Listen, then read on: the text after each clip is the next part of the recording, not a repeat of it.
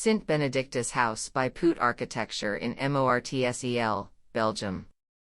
A plot in the row is being built on for the first time. In a street with mostly monotonous houses from the 1950s and 1960s, the rare bay windows are the only inspiring elements. The design makes an interpretation of the typical aspects.